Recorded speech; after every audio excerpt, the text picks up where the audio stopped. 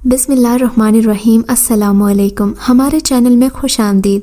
नाजरीन, आज आपके लिए मैं इंतहाई खौफनाक, सनसनीखेज और दिलचस्प कहानी लेकर आई हूँ। लेकिन कहानी शुरू करने से पहले आपसे गुजारिश है कि अगर आप हमारे चैनल पर नए हैं तो हमारे चैनल को ज़रूर सब्सक्राइब कीजिए ताकि आपको हमारी वीडियोस सबसे पहले मिलें। मेरा नाम शहर बानो है। सब बानो के नाम से पुकारते थे। मैं माँ बाप की इकलौती बेटी थी। मेरी पैदाइश पर मेरे वालिदैन ने बहुत खुशी मनाई थी। अब्बा बहुत अच्छे और दीनदार इंसान थे और वो एक डॉक्टर थे। अब्बा अम्मा से बहुत मोहब्बत करते। मैं 8 साल की हो गई। मेरा कोई बहन भाई नहीं था। मेरी दादी की ख्वाहिश थी कि उन्हें एक पोता चाहिए, मगर औलाद देना या ना देना अल्लाह के बस में है, इंसान कुछ नहीं कर सकता। एक दिन ऐसा हुआ, अम्मा मेरी नहा कर निकली तो मेरी दादी उस वक्त घर में दाखिल हुई। उनके साथ एक औरत थी जो बहुत अजीबो-गरीब सूरत की थी। मतलब मैं बच्ची थी तब तो उसको देखकर डर गई थी, क्योंकि उसने अपना हुलिया ऐसा बना रखा था। बहुत घने लंबे उलझे हुए सर के बाल, और उन बालों में मिट्टी और धूल बहुत थी। ऐसा लग रहा था जैसे सदियों से नहाई ना हो। अपने दोनों हाथों की सारी उंगलियों में लोहे की अंगूठियां पहन रखी थी। एक लंबा सा डंडा हाथ में रखा था। चेहरा झुर्रिया नुमा था और चेहरे का मांस हड्डियों को छोड़ चुका था, लटक रहा था। आंखों के ऊपर उसने काला रंग लगा रखा था। आंखें और मुस्कुराहट बहुत शातिराना किस्म की थी। जसामत भी मर्दाना सी थी। लग नहीं रहा था कि कोई औरत है। मैं जाकर अम्मी के पीछे छुप गई तो उस औरत ने जैसे ही लपक कर मुझे पकड़ना चाहा, मैं चीख उठी।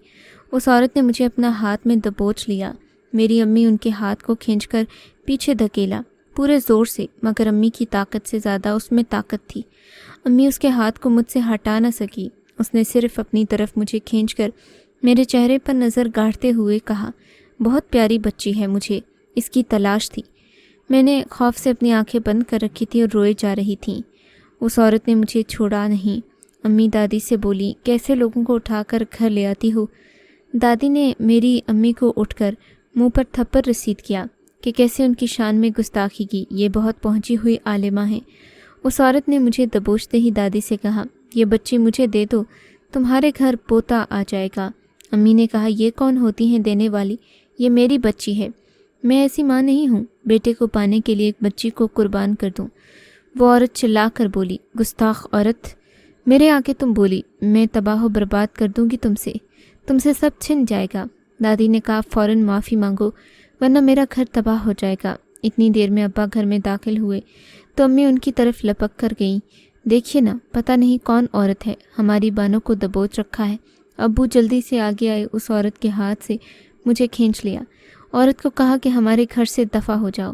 लेकिन जैसे उसने अब्बा की आंखों में आंखें डालकर बोला, अब तुम्हें मुझसे कोई नहीं बचा सकता। अब्बा जैसे ही लड़खड़ाए तो अजीब सा वहशीपन उन पर तारी हो गया। अम्मा ने जैसे ही उनको सहारा देना चाहा, इन्होंने अम्मा को बालों से पकड़ा, इनका सर दीवार के साथ दे मारा। अम्मा का सर चकराया, वो वहीं ज़मीन पर गिर गई। मैं लपक कर अम्मा की तरफ भागी। अब्बा ने मुझे उठाकर ऐसे दूर फेंका जैसे मैं कोई खिलौना थी। मैं रोए जा रही थी। अम्मा को मत मारो अब्बा। अम्मा को घसीट कर अंदर कमरे में ले गए। जैसे ही अब्बा ने मुझे फेंका, उस औरत ने मुझे उठाया और अपने दांत मेरे चेहरे पर गाड़ दिए। दादी तो ये सब देखकर घबरा गई थी, जैसे वाकई उस औरत को घर लाकर इन्होंने गलती कर दी थी। मेरे चेहरे पर उसने अपने दांतों से काटा था। उस जगह से खून टपक रहा था। ऐसे पड़ा था जैसे कोई बकरा ज़िबह किया गया हो। जैसे जैसे मेरे चेहरे से खून नीचे फर्श पर टपक रहा था, वो औरत मुझे चाटती जा रही थी जैसे कोई जानवर, और ऊंचा ऊंचा हंस रही थी। बहुत मज़े का है ये। मेरी दादी किचन में गई, एक माचिस ले आई ताकि उस औरत के बालों को आग लगा सकें। वो अब खुद को बचाना चाहती थी। जैसे ही इन्होंने माचिस से आग जलाई, औरत ने देख लिया। दादी ने औरत के बालों के ऊपर जलाई हुई माचिस की तीली जैसे ही फेंकी, उसके बालों को आग लगी। तो उसने अपने बालों को जहाँ आग लगी थी पकड़कर दादी की आंखों और सारे चेहरे पर रगड़ डाले।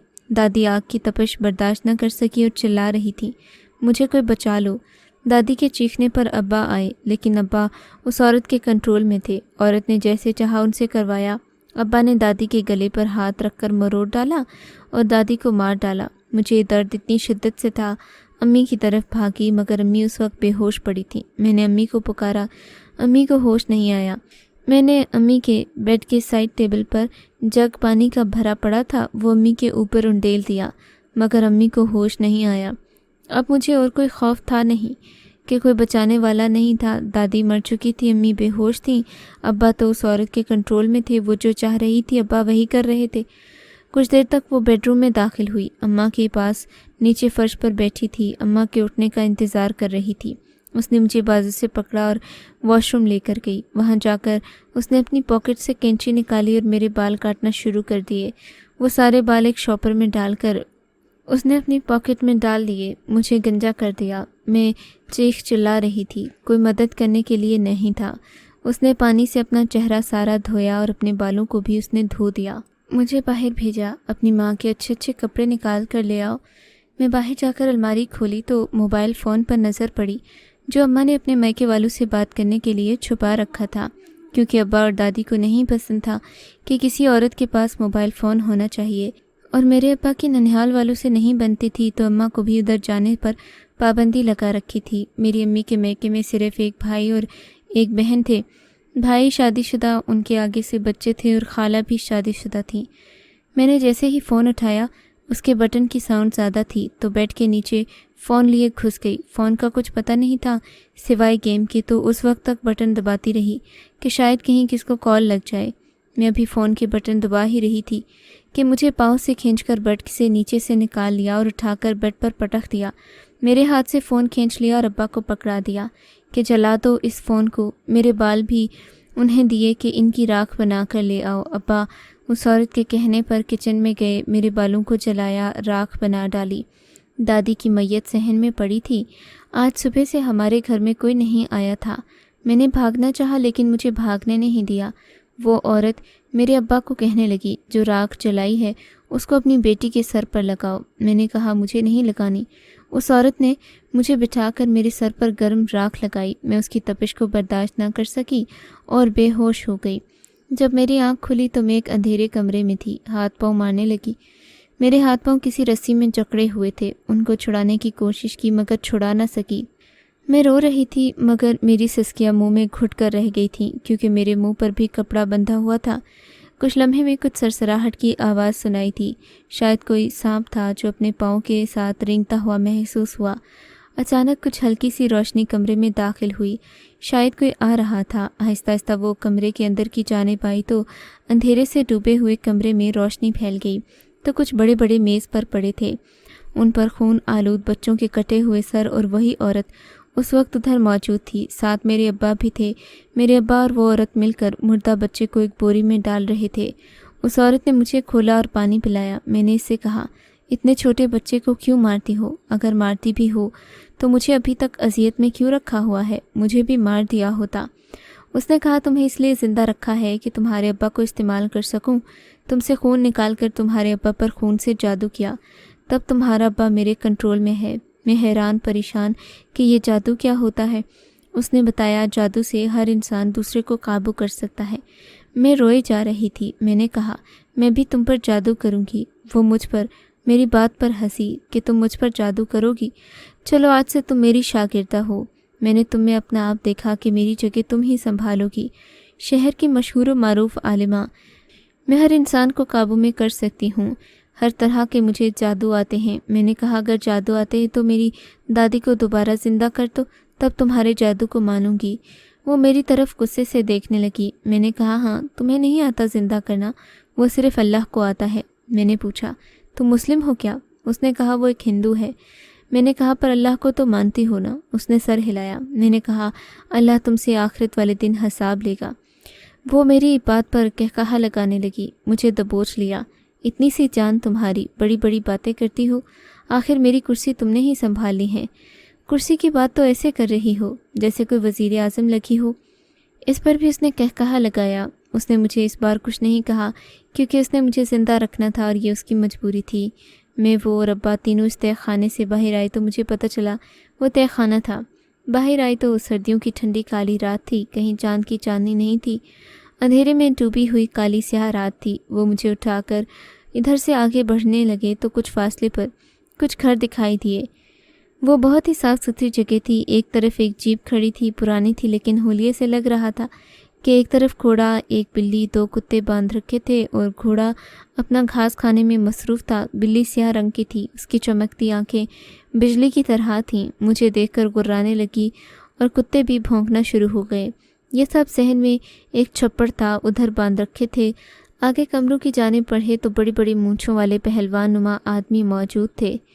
اس نے اس عورت سے بولا کہ تہ خانے میں کچھ بوریاں پڑی ہیں، لے جاؤ، اپنے کتوں کو ڈال دو اور دل گردے اس دفعہ زیادہ قیمت سے گاہک کو بیچنا۔ اب بچے ملنا مشکل ہو گئے ہیں تو قیمت بڑھا دو، کیونکہ شہر میں اب ماں باپ محتاط ہو گئے ہیں، بچوں کو اکیلے نہیں چھوڑتے۔ انہوں نے کہا جو حکم حضور۔ وہ سر جھکا کر ایسے کھڑے تھے۔ میں نے کہا انکل اتنے بڑے ہو، اس پاگل کو مار دو اور بھاگ جاؤ۔ میری بات پر ہنس پڑے کہ ہم بڑے نہیں، عالمہ مائی بڑی ہیں، ہم ان کو ہاتھ تک نہیں لگا سکتے۔ انہوں نے مجھے کھانا دیا، مجھے بھی دیا تھا، لیکن میں کھا نہیں سکی۔ پر میرے ابا کھانے پر ایسے ٹوٹ پڑے جیسے بہت عرصے سے کھانا نہ ملا ہو، اور وہ 2 پہلوان تہ خانے کی طرف چلے گئے۔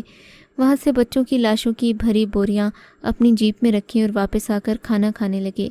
میں نے جیسے ہی سب کو کھانے میں مصروف پایا، باہر بلی کے ساتھ کھیلنے کا بہانہ بنا کر چلی گئی۔ انہوں نے مجھے جانے دیا کہ بچی ہے، ڈر کے مارے کہیں دور نہیں جائے گی، لیکن اتنا تشدد ہو چکا تھا، ڈر سب ختم ہو چکا تھا۔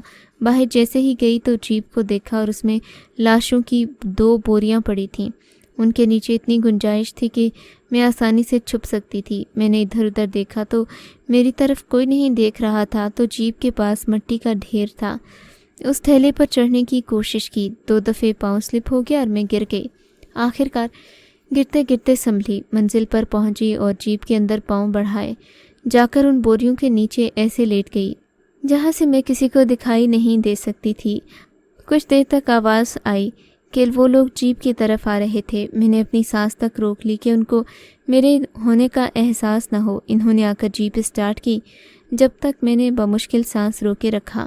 کہتے ہیں وقت سب سکھا دیتا ہے، جب موت سر پر ہو تو انسان خود کو بچانے کی ہر ممکن کوشش کرتا ہے۔ مجھے اپنے سے زیادہ اماں ابا کی فکر تھی۔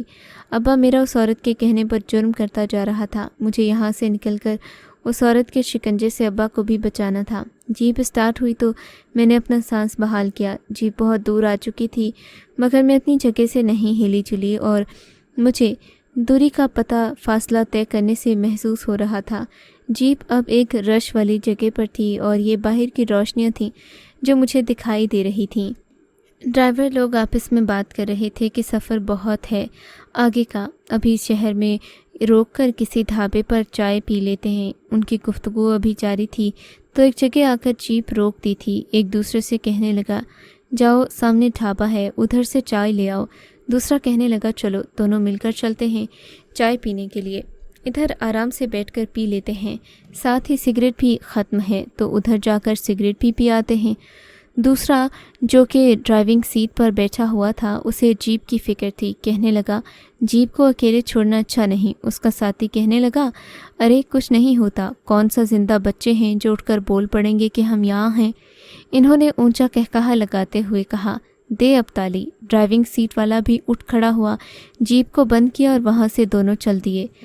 اب مجھے محسوس ہوا کہ وہ دونوں وہاں سے جا چکے تو سر اٹھا کر بوری کے نیچے سے سر نکالتے ہوئے دیکھا، ان کی پشتیں دور دکھائی دے رہی تھیں۔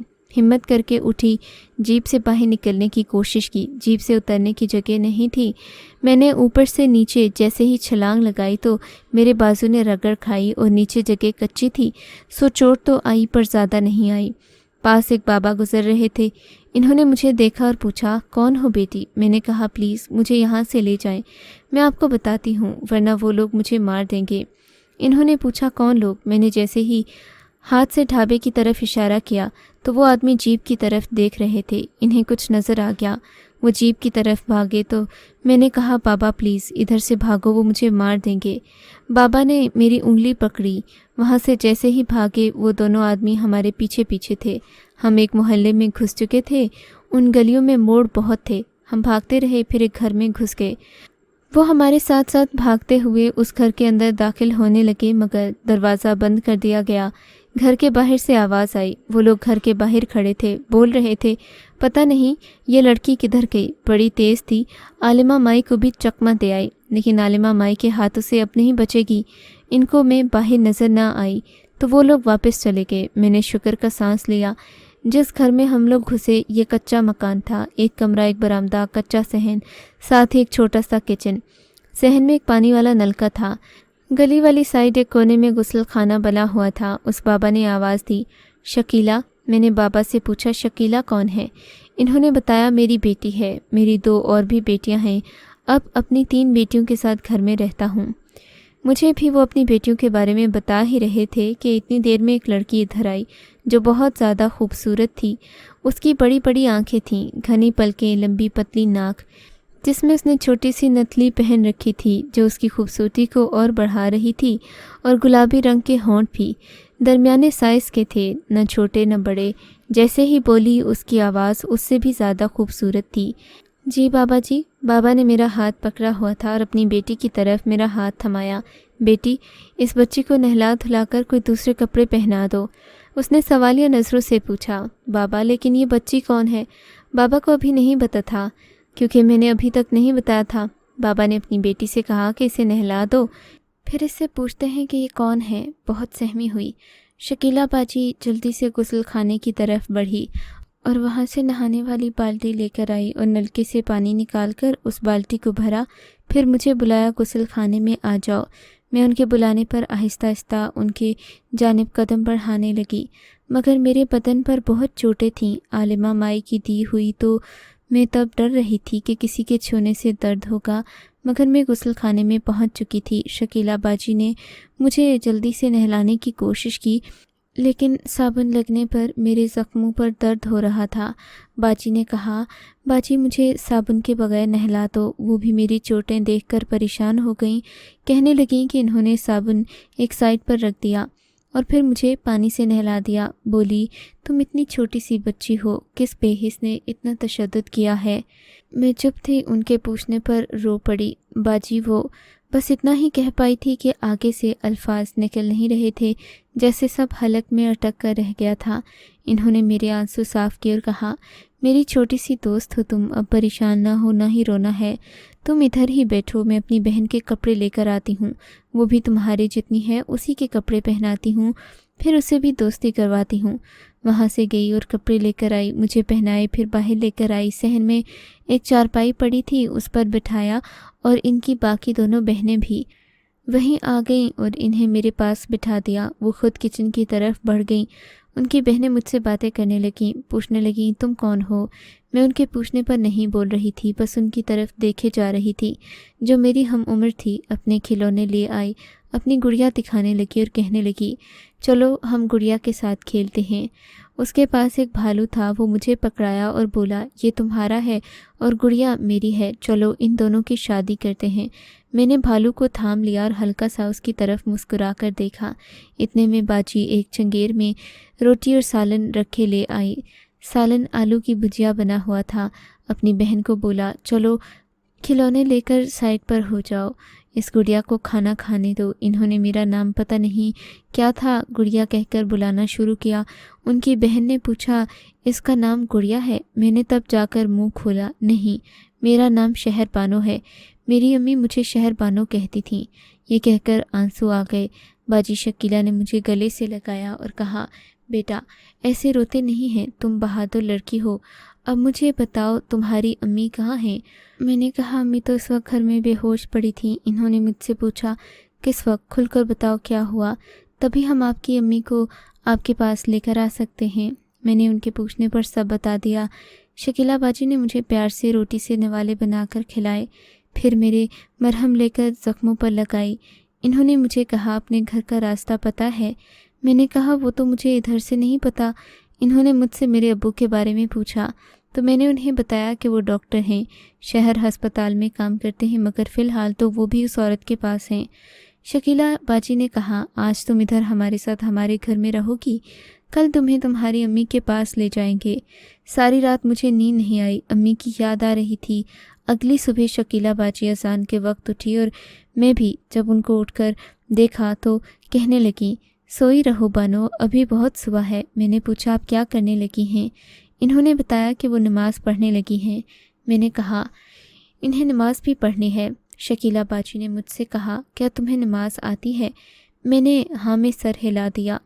वो मुस्कुरा कर बोली, मैं तुम्हारे लिए दुपट्टा लेकर आती हूँ। वो अंदर कमरे से दुपट्टा लेने गई। बाहर अंधेरा था। मेरे कान में अजीबोगरीब आवाज़ें गूंजने लगीं। तो जब शकीला बाजी वापस आईं दुपट्टा लेकर, तो मैंने इनसे पूछा, बाजी आपको कोई आवाज़ सुनाई दे रही है? तो कहने लगी, नहीं, मुझे कोई आवाज़ सुनाई नहीं दे रही। मैंने इन्हें कहा, मुझे तो आ रही है। कहने लगी, कोई आवाज़ नहीं है, बस तुम कल से डरी डरी हो, तभी तुम्हें वहम हो रहा है। लेकिन पता नहीं वहम था या शकीला बाजी ने मेरा ध्यान बटाने के लिए मुझे सच नहीं बताया। वो आवाज़ सी आलिम माई की थी जो जादू करनी थी। शकीला बाजी मुझे जल्दी लेकर कमरे में चली गई। एक आटे वाली खाली मिट्टी थी। मुझे कहा, जल्दी से इसमें छुप जाओ। मैंने कहा, क्यों? इन्होंने कहा, बस चुप हो जाओ, बोलना नहीं और बाहर मत आना जब तक मैं न लेने आऊँ। आलिमा माई की आवाज़ घर में अब आ रही थी। शकीला शकीला इन्होंने लगा रखी थी। मैं परेशान हो गई। इधर भी आलिमा माई पहुँच गई थी। आखिर ये इधर कैसे पहुँच गई? मेरे चेहरे की हवाइयाँ तो तब उड़ीं जब शकीला बाजी ने उन्हें कहा, अम्मी आज आप इसी वक्त आई, रात को नहीं आई? हाँ, एक शिकार रात को हाथ से निकल गया। अम्मी आप ये काम छोड़ क्यों नहीं देती? लोगों पर जादू करके आपको क्या मिलता है? क्यों लोगों की ज़िंदगियां बर्बाद कर रही हैं? नहीं, मैंने छोड़ना। और मैं हूँ तुम्हारी माँ, तुम मेरी नहीं हो। जल्दी से मेरे कपड़े निकाल कर दो और फिर मैं जाऊँ। मोहल्ले ने किसी में देख लिया तो तुम लोगों को ताने मिलेंगे। शकीला बाजी बोली, क्यों अम्मी, मोहल्ले वालों से डरती हैं? आलिमा माई डरती नहीं, बस तुम लोगों की शादियाँ अच्छी जगह पर हो जाएं। शकीला बाजी बोली, जिनकी माएँ आप जैसी होती हैं वो बेटियां घर की दहलीज पर बैठी रहती हैं, उनको मुआशरा जीने नहीं देता और उनकी डोलियां नहीं जनाजे उठते हैं। ये लें कपड़े और यहाँ से जाएं। अगर माँ न होती तो आपको मैंने मार देना था, मगर जैसी भी हैं आप मेरे लिए मोतबर हैं, मेरी तो माँ हैं। आप भी काश सोच लेती, आप भी माँ हैं तो लोगों को झूठे बेटे की आस देकर कभी न लूटती। और तो और आप इस काम में आकर मज़हब भी छोड़ चुकी हैं। लम्हे भर की खामोशी के बाद शकीला बाजी आई। मैंने उनकी तरफ सवालिया नज़रों से कदरे सहमे अंदाज में देखा था। कहती हैं, मुझे पता है तुम इस तरह क्यों देख रही हो। तुमने हमारी बातें सुन ली हैं। हाँ, वो मेरी माँ हैं। मैं लफ्ज़ माँ का मतलब समझ नहीं पाई। मेरी माँ भी हम छोटे थे तो घर से कहीं चली गई थी। क्यों गई थी, किसके साथ गई थी, अब्बा ने हमें नहीं बताया। ये चंद महीने पहले ऐसा हुआ कि मैं कॉलेज में पढ़ती थी। मुझे एक लड़के से प्यार हो गया। वो मुझे अच्छे अच्छे सूट ला कर देता। एक दिन उसका एक्सीडेंट हो गया, वो फौत हो गया। उस दिन के बाद मैं होशो हवास में नहीं रही। मुझे उसकी बहुत याद आती थी। मेरी पड़ोसन ने कहा, तुम्हारी माँ जादूगरनी है, तुम्हारे अब्बा ने तुम लोगों को बताया नहीं। मुझे उसका ठिकाना पता है। कल जुमेरात है तो वो हर जुमेरात को पीपल के दरख्त के नीचे बैठकर रोटी बनाकर जिन्नात को बुलाती है और जिन्नात उसका हर काम कर देते हैं। मैं भी तुम्हें ले चलूँगी। अपनी माँ से जादू सीख लो और फिर तुम्हें भी हर चीज़ मिल जाएगी। उस वक्त मेरे दिल में ख्वाहिश उठी कि मुझे एक नया सूट चाहिए। मैं अगले दिन पड़ोसन के साथ अम्मी के पास गई। वो वाकई पीपल के दरख्त के नीचे बैठकर जिन्नात को बुला रही थी।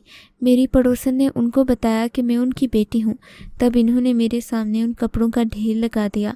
मुझे कहने लगी, ये सब जिन्नात का कमाल है, इन्होंने भेजे हैं। मैंने कहा, फिर अपने जिन्नात को कहो मेरी मोहब्बत भी ला दें, अल्लाह के हुक्म के अलावा।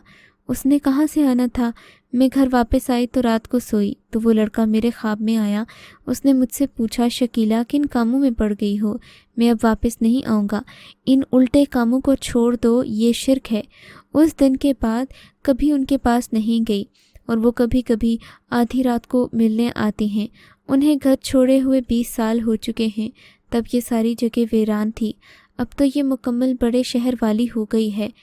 जब तुमने मुझे बताया तो मुझे शक हुआ, मेरी ही माँ का तुमने बताया, पर यकीन नहीं था। मेरी माँ एक कातिल भी हैं। इन्होंने खुद बताया तो यकीन हो गया। बाकी तुम्हारे चेहरे से टपकते सवालों ने पूछा। प्लीज़ बानो, मुझे माफ़ करना, मैं तुम्हें सच नहीं बता सकी उस वक्त, क्योंकि तुम्हें इस वक्त सिर्फ एक ठिकाने की ज़रूरत थी। मुझे डर था तुम यहाँ से निकल ना जाओ, फिर दोबारा उनके हाथ लग जाओ। मैं उनकी बात सुनकर बोली, चले आप परेशान ना हों, इसमें आपकी क्या गलती है। मैं अल्लाह जी से दुआ करूँगी आपकी अम्मी जल्दी से ठीक होकर अच्छी अम्मी बनकर घर लौट आएँ। फिर हमने सुबह की नमाज़ पढ़ी।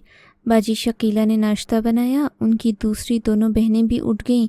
उनके अब्बा मस्जिद नमाज पढ़ने गए थे, जो नहायत ही शरीफ और मिलनसार इंसान थे, जो मेहरबाना तरीके से बात करते। सब ने मिलकर नाश्ता बनाया। शकीला बाजी ने अपने अब्बा से कहा, आज बानो को भी उसकी माँ के पास छोड़ने जाना है। उनके अब्बा ने कहा, बेटा इतना बड़ा शहर है, इसको अपने घर का पता नहीं मालूम होगा, हम भला कैसे ढूंढेंगे। शकीला बाजी ने अपने अब्बा को बताया कि बानो के अब्बा एक डॉक्टर हैं, तो किसी न किसी हस्पताल से उनके घर का पता चल जाएगा। आज बस जाना है बानो को उसकी माँ के पास लेकर। ढूंढने से तो खुदा भी मिल जाता है, कोशिश करनी चाहिए। इस घर में बानो महफूज नहीं है। उसके अब्बा मान गए और बाजी शकीला ने मुझे तैयार किया, खुद भी तैयार हो गई। मेरे चेहरे पर ज़ख्म थे, सर भी गंजा था, तो एक दुपट्टे से ढांपा और मुझे कहा, चेहरे से दुपट्टा नहीं उतारना। मेरी माँ के बहुत से लोग हैं जो इनके गिरोह में काम करते हैं, अगर वो आ गई तो हम सब उनका मुकाबला नहीं कर सकते। उनके पास जिन्नात की ताकतें हैं। और फिर बाजी शकीला, उनके अब्बा, तीनों हम घर से बाहर कदम बढ़ाने लगे। घर के करीब ही एक रेलवे स्टेशन था। उस वक्त सुबह सुबह रेलवे स्टेशन पर लोग कम थे। हम लोग भी जैसे ही वहाँ पर अपने मंजिल की तरफ बढ़ने लगे, शकीला बाजी ने कहा, भैया ज़रा शहर के बड़े हस्पताल ले चलो। उस तांगे वाले ने तांगा शहर जाने वाली सड़क पर डाल दिया। हम तीनों तांगे में सवार हस्पताल जा रहे थे। एक बहुत बड़ी बिल्डिंग के सामने जाकर वो तांगा रुक गया। शायद हस्पताल की बिल्डिंग थी। शकीला बाजी से पूछा, आप यहाँ क्यों रुक गई हैं? तो इन्होंने बताया, बानो तुम्हारे अब्बा का हस्पताल आ गया है, जहाँ तुम्हारे अब्बा डॉक्टर हैं। मेरी आंखों में एक खुशी सी उमड़ आई। शकीला बाजी ने तांगे वाले से कहा, भैया ज़रा इधर ही रुको, हम बस कुछ ही देर में आते हैं। तांगे वाले बाबू ने कहा, बाजी सर्दी के दिन और बहुत ठंडी हवा चल रही है, इस तरह खुले मैदान में खड़ा होना मुश्किल है। अगर इंतज़ार की घड़ी हो तो और भी ज़्यादा मुश्किल है। शकीला बाजी के अब्बा जी ने कहा, बस बच्चे थोड़ी देर में आते हैं। वो एक जवान सा लड़का था जो शकीला बाजी को देखकर उनके साथ फ्री गुफ्तगू कर रहा था, बल्कि यूँ कहें कि वो एक शोखा और बातूनी इंसान था। जब शकीला बाजी के अब्बा ने उनसे दरख्वास्त की तो कहने लगा, आप बुज़ुर्ग हैं, आपके कहने पर रुकना पड़ेगा। बुज़ुर्गों, जल्दी से जाओ और जल्दी से वापस आ जाओ। इतनी देर में मैं इस चाय वाले खोखे से चाय पीता हूँ। हस्पताल के सामने सड़क के दूसरे किनारे एक 10 साला बच्चे ने खोखा लगा रखा था। उस पर वो बोली लगा रहा था, धुआंदार चाय पियो, नर निहार पियो, बड़ी प्यास 10 रुपये वाली, निक्की प्याली 6 रुपये दी। ये अल्फाज पंजाबी के थे, मगर मेरी समझ में आती पंजाबी थी, क्योंकि मेरे घर में दादा दादी मेरे साथ पंजाबी ही बोला करते। हम तीनों हस्पताल के अंदर एक झाड़ू लगाने वाला झाड़ू लगा रहा था, उससे पूछने लगे, यहाँ डॉक्टर परवेज़ काम करते हैं? तो उसने कहा कि हाँ, लेकिन बहुत सारे डॉक्टर परवेज़ हैं, आप किस डॉक्टर परवेज़ की बात कर रहे हैं? उसने कहा कि यहाँ से अंदर जाएं, रिसेप्शन पर कोई ना कोई मौजूद होगा, वहाँ आप डॉक्टर परवेज़ की तफसीलात बताकर पूछेगा, कोई ना कोई बता ही देगा। हम लोग रिसेप्शन की तरफ बढ़ने लगे और फिर वहाँ 2 लड़कियाँ बैठी हुई थीं। हम उधर जाकर रुके ही थे कि वो लड़कियाँ बोली, जी बताएं, हम आपकी क्या मदद कर सकती हैं। सब कुछ बातचीत वगैरह शकीला बाजी कर रही थी, क्योंकि वो पढ़ी लिखी थी, सबकी बातों को अच्छे से समझती थी। शकीला बाजी ने उनसे पूछा, डॉक्टर परवेज़ यानी मेरे अब्बा के बारे में तो इन्होंने बताया, आप जिस डॉक्टर का पूछ रही हैं वो कभी कभी यहाँ आते हैं। बाजी ने उनसे पूछा, क्या उनके घर का एड्रेस मालूम हो सकता है? तो इन्होंने कहा कि इनका एड्रेस हमारे पास नहीं, लेकिन जिस अस्पताल में वो पक्का काम करते हैं वो अस्पताल वाले उनका एड्रेस दे सकते हैं, आप वहाँ जाकर उनके बारे में पूछ सकती हैं। उस लड़की ने हमें अस्पताल का एड्रेस एक पेज पर लिख कर दिया। शकीला बाजी ने उनका शुक्रिया अदा किया। मेरी उंगली थामे हम तीनों अस्पताल से बाहर आ गए।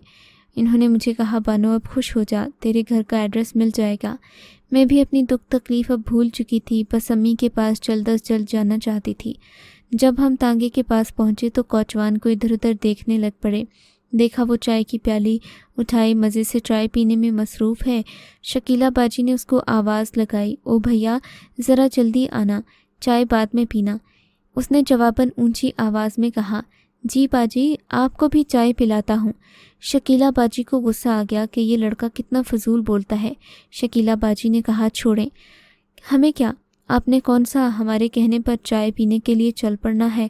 ابھی ہم ایک دوسرے سے بات کر ہی رہے تھے کہ نوجوان بابو پہنچ گیا۔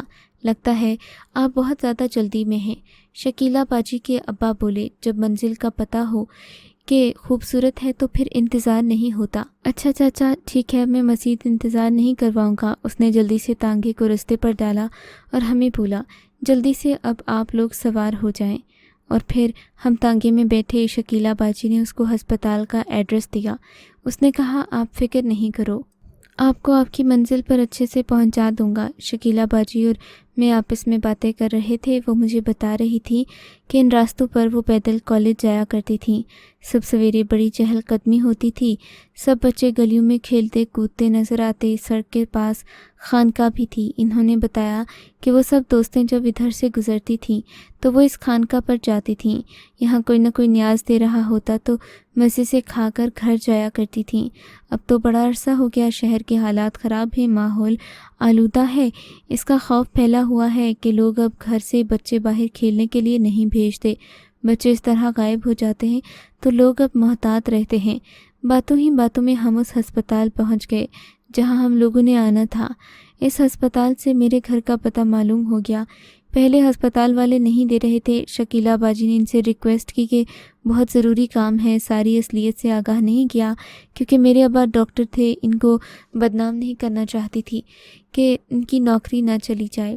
تو شکیلہ باجی نے جھوٹ موٹ کی بات بتائی اور پتہ نکلوا لیا۔ پھر ہم لوگ تانگے پر سوار ہو کر میرے گھر کی طرف بڑھے۔ ہمارے گھر کے گیٹ پر تالا لگا ہوا تھا۔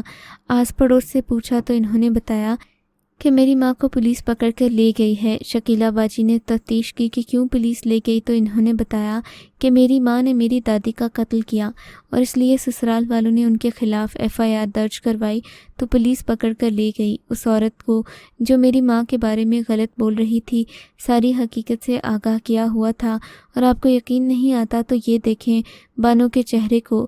شکیلہ باجی نے مجھے کہا، اپنے دوپٹے سے اپنے چہرے کو آزاد کر دو، اور پھر میں نے دوپٹے کو چہرے سے سرکایا۔ انہوں نے جب میرا چہرہ دیکھا تو کانوں کو ہاتھ لگانے لگی۔ میرے ماموں کے گھر بتایا کہ فلاں محلے میں رہتے ہیں، اب بانو کو ادھر ہی چھوڑو، اس کا ادھر کوئی نہیں خیال رکھنے والا تو ادھر ننیال میں چھوڑ آؤ۔ ہم جب ماموں کے گھر پہنچے، میرے ماموں کو نہیں پتہ تھا کہ ہمارے گھر کیا ہوا ہے، تو سب جب ان کو پتہ چلا وہ خود کو کوسنے لگے کہ کیسا بھائی ہوں، بہن اتنی مشکل میں ہے اور اس کے حالات کا پتہ نہیں۔ شکیلہ باجی نے یہ بھی کہہ دیا کہ آپ میری ماں کے خلاف FIR درج کروائیں۔ میری ماں اگر مجرم ہے تو ان کو اور ان کے گروہ کو سزا ملنی چاہیے۔ ماموں نے کہا، آپ لوگ ہمارے ساتھ تھانے چلیں تو آسانی ہو جائے گی اور پولیس جلد ہی ہماری بات مان جائے گی۔ اور پھر شکیلہ باجی نے کہا، پہلے بہت مشکل تھا کہ میں اپنی ہی ماں کے خلاف ایک رپورٹ درج کرواؤں، لیکن پھر وہ بہت بڑی مجرم ہے، معصوم بچوں کا وہ عورت قتل کر رہی ہے، اب وہ صرف ایک قاتلہ ہی ہے۔ ہم سب لوگ تھانے گئے، رپورٹ درج کروائی، پھر ماں کی ضمانت کروائی۔ ماں مجھے دیکھ کر اپنے سینے سے لپٹانے لگی، مجھے چومتی جا رہی تھی۔ ان کے آنکھوں سے آنسو رواں تھے جو شاید خوشی کے آنسو تھے۔ پولیس کے ساتھ جا کر شکیلہ باجی نے چھاپا پڑوایا۔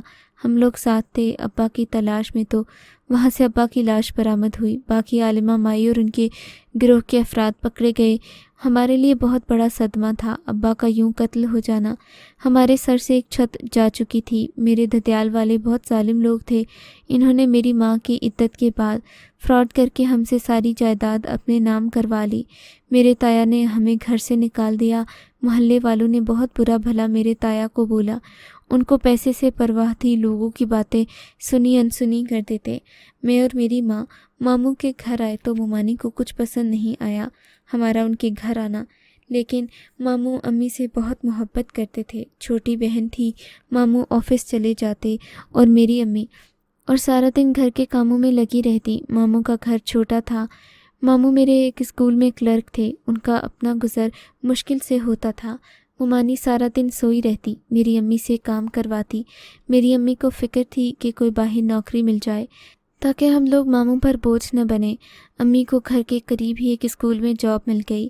میری امی بھی 14 جماعتیں پاس تھیں تو ٹیچر کی جاب انہیں مل گئی۔ ماموں کو امی نے بتایا تو کہنے لگے، نہیں ضرورت نوکری کرنے کی، میں ہوں نا، تمہاری ہر ضرورت پوری کروں گا۔ امی نے کہا، ٹھیک ہے نا، نوکری مل جائے گی، چند پیسے کچھ زیادہ آ گئے تو سب کے لیے اچھا ہے۔ اپنے اسکول میں امی نے میرا ایڈمیشن بھی کروا دیا۔ گھر سے تھوڑے فاصلے پر تھا تو ہم لوگ اسکول پیدل آیا جایا کرتی تھیں۔ ایک دن ایسا ہوا، ہم آ رہی تھیں تو امی اچانک گر پڑی۔ میں نے چلانا شروع کر دیا اور تو ارد گرد کے لوگ اکٹھے ہو گئے اور پھر انہوں نے امی کی نبض چیک کی تو بتایا کہ وہ مر چکی ہیں۔ میرے پاؤں تلے سے زمین نکل گئی۔ ایک ماں سہارا تھی، وہ بھی چل بسی۔ ماں کے مرنے کے بعد بہت بے آسرا لوگ تھے۔ ممانی گھر سے نکالنا چاہتی تھی مگر ماموں نے ایسا نہیں کرنے دیا۔ میں نے اسکول چھوڑ دیا۔ امی کے 40ویں کے بعد ایک دن ماموں نے ممانی سے بات کی کہ کیوں نہ اس کا ایڈمیشن اپنے بچوں کے ساتھ اسکول میں کروا دیا جائے، لیکن ممانی بولی یہ لڑکی اب میرے بچوں کے مقابلے میں پڑھے گی، اگر ایسا ہو گیا تو میں گھر چھوڑ کر چلی جاؤں گی۔ ماموں ایک دفعہ بات کرتے تو ممانی اتنا بڑا ہنگامہ کھڑا کرتی کہ ماموں نے دوبارہ میرے ایڈمیشن کا ذکر نہیں کیا۔ میرا دل تھا پڑھنے کا، لیکن میری ممانی نے پھر اسکول نہیں جانے دیا۔ ایک دن ممانی بیڈ پر لیٹی ہوئی تھی، میں ان کے کمرے سے جھاڑو لگا رہی تھی۔ وہ کسی تعویذ کی بات کر رہی تھیں کہ ہمارے گھر میں ایک نند میری چھوٹی بیٹی چھوڑ گئی تو وہ خود مر گئی، لیکن اس کو ہمارے سر پر مصلحت کی طرح چھوڑ گئی۔ کوئی ایسا تعویذ دے کہ میرے شوہر کی آنکھوں سے بھانجی کی محبت اتر جائے۔ ممانی مجھ سے سارا دن گھر کے کام کرواتی اور ماموں کو بتا رکھا تھا کہ گھر کے جو قریب اسکول ہے وہاں پر بانو پڑھنے جاتی ہے۔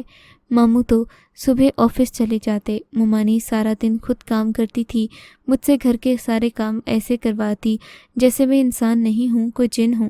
ان کے سارے کام پرفیکٹ کروں گی۔ جہاں بھی تھوڑی بہت غلطی ہوتی تو ایک ڈنڈا رکھا ہوتا جس سے وہ مجھے مارتی تھی۔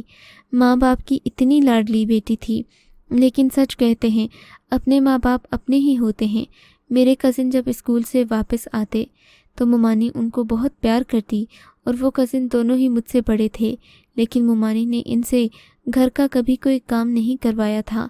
کزن لوگوں کے موڈ کا بھی پتہ نہیں ہوتا تھا۔ میں ان کے کمرے میں رہتی تھی کیونکہ گھر میں 2 ہی کمرے تھے۔ وہ بیڈ پر سوتے، میں زمین پر بستر بچھا کر سو جاتی۔ ایک رات میں سوئی تھی، میری کزن نے مجھے جھنجھوڑ ڈالا، اٹھو جا کر جگ میں باہر سے پانی ڈال کر لے آؤ۔ اس وقت میری نظر سامنے دیوار پر لگی گھڑی پر پڑی۔ رات کا 1 بج رہا تھا۔ میں نے اسے کہا میں اکیلی نہیں جا سکتی، مجھے باہر ڈر لگتا ہے، تم میرے ساتھ چلو۔ رات کا 1 بج رہا تھا۔ اس کی بات نہ مانی تو اس نے مجھے کمرے سے دھکے مار کر نکال دیا۔ میں کمرے کے باہر بیٹھی تھی کہ میں نے دیکھا ہمارے گھر میں کوئی دیوار پھلانگ کر آیا ہے۔ میں نے اونچی آواز میں چلانا شروع کر دیا، چور چور۔ ممانی کہیں پاس ہی تھی، میرے منہ پر ہاتھ رکھ لیا اور اس چور سے کہنے لگی اس لڑکی کو بھی ساتھ لے جاؤ، اب یہ اس گھر میں میرے لیے خطرہ ہے، جو تعویذ لائے ہو مجھے دے دو اور اسے اٹھا کر لے جاؤ، آگے بیچ دینا، اچھے داموں بک جائے گی، چند پیسے آ جائیں گے تو عیاشی کی زندگی گزارنا۔ مجھے ڈرایا گیا، اگر ذرا بھی آواز نکالی تو تمہارے ماموں کو مار دیں گے۔ مجھے اس چور کے ساتھ زبردستی بھیجا گیا۔ راستے میں اس نے مجھ سے پوچھا کہ تمہارا نام کیا ہے؟ میں نے بتایا کہ میرا نام بانو ہے۔ اس نے کہا چلو میں تمہیں کچھ کھلاتا ہوں۔ وہ بڑے ہی پیار سے مجھ سے بات کر رہا تھا۔ ماں کے مرنے کے بعد آج پہلی دفعہ کسی نے مجھ سے محبت سے بات کی تھی۔ میں نے کہا نقاب چہرے سے اتارو۔ اس نے اتارا تو وہ 16-17 سال کا لڑکا تھا۔ اس نے کہا تمہیں بھوک لگی ہے؟ آدھی رات تھی لیکن شہر کی رونقیں دن کے اجالے سے زیادہ تھیں۔ اس نے پوچھا کیا کھانا کھاؤ گی؟ جو بتاؤ گی میں وہی کھلاؤں گا۔ میں نے کہا مجھے آلو والے نان پسند ہیں۔ ایک تنور والے کے پاس رکے، اس نے تنور والے کو بولا 4 آلو والے نان پیک کر دو۔ میں نے پوچھا 4 کیوں؟ اس نے بتایا کہ اس کے گھر میں اور بھی لوگ ہیں، اس کے لیے بھی۔ اس نے بتایا کہ میری امی اور میری بہن گھر میں ہوتی ہیں، امی سخت ہیں پر دل کی اچھی ہیں، ان کے دل میں تم جگہ بنا لو گی۔ میں نے اس سے پوچھا کیا تم مجھے بیچو گے؟ نہیں۔ اس نے کہا میں جتنا بھی برا کیوں نہ ہوں پر بہن بیٹی کی حفاظت کرتا ہوں، تمہیں ادھر سے شاید نہ لاتا تمہاری ممانی کے کہنے پر، لیکن اس لیے لے آیا کہ تمہاری ممانی یہ سوچ رکھتی ہیں کہ کل کلا کوئی آئے گا تو تمہیں کسی نہ کسی کو دے دیں گی۔ اس سے بچانے کے لیے میں تمہیں اپنے ساتھ لے آیا۔ ہم نان لے کر گھر آئے۔ اس نے اپنی امی کو سب بتا دیا کہ میری ممانی میرے ساتھ کیسا سلوک کرتی تھیں۔ اس کی بہن بھی آ گئی، اس نے بھی مجھ سے بہت اچھے طریقے سے بات کی۔ میں نے اپنی زندگی کی ساری داستان سنائی تو اس کی ماں نے مجھے بہت محبت دی، میرا اسکول میں ایڈمیشن بھی کروا دیا۔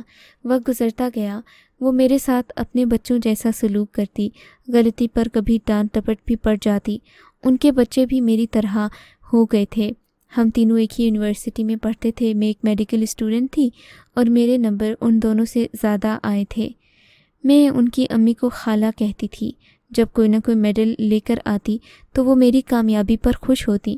ان کی محبت میرے لیے ایسی ہی تھی جیسے وہ سگی ماں ہوں۔ میں پارٹ ٹائم کوئی نوکری کرتی تھی، اپنے خرچے خود نکالتی۔ وہ مجھے لے کر آنے والا مجھے پسند کرتا تھا۔ پہلے تو ان کی ماں اس کے لیے راضی نہیں تھی۔ مانا میں اچھی ہوں، لیکن ان کے دل میں یہ تھا کہ میرا بیٹا اتنا قابل نہیں ہے جتنی میں ہوں، کہیں میرے ساتھ ناانصافی نہ ہو جائے۔ ان کا بیٹا بضد تھا مجھ سے شادی کے لیے، تو انہوں نے میری رضامندی پوچھی۔ میں نے شریفانہ طریقے سے ہاں بول دی، کیونکہ میں محبت کرنے والے لوگوں کو کھونا نہیں چاہتی تھی جن کا مجھ سے خون کا رشتہ نہیں تھا، مگر پھر بھی انہوں نے مجھے بہت محبت دی۔ میں چاہتی تھی میرا سسرال یہی ہو، میری ساس ہوں، ایک اچھی ماں ہیں، ایک اچھی ساس اور ایک اچھی دادی بھی یہی بنے گی۔ میں نہیں چاہتی تھی ایک اور بانا ہو تو اس کو بھی میری طرح دادی نہ ملیں جو پوتے پوتیوں کی خواہش میں پوتی کی قربانی دے دے۔